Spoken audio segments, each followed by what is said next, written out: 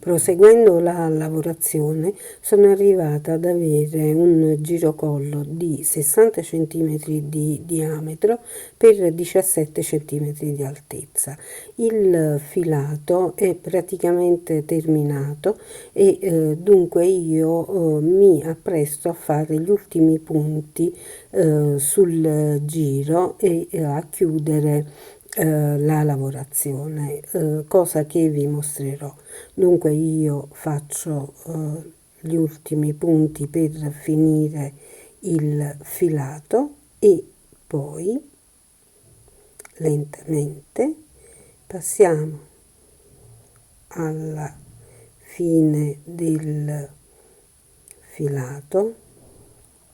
Eccomi arrivata alla fine del filato. A questo punto mi fermo e provvedo a sfilare il filo dal punto e prendo l'ago, magicamente eccolo qui, lo inserisco, lo infilo e vi mostro come chiudo il giro per non far vedere questa codina, questo gradino, più che codina, questo gradino.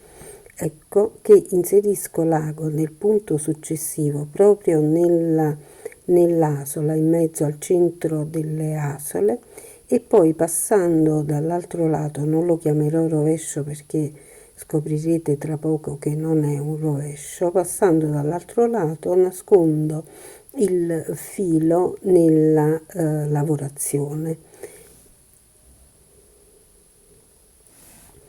Passo l'ago attraverso la lavorazione, faccio un punto indietro, quindi torno indietro sul punto, ecco che controllo che non sia visibile e poi faccio un punto indietro per essere sicura che il filo è completamente fermo. Ecco qui, torno indietro e ripasso il filo. Questo è un modo per essere certi che il filo sia fermo e che non fuoriesca dalla lavorazione.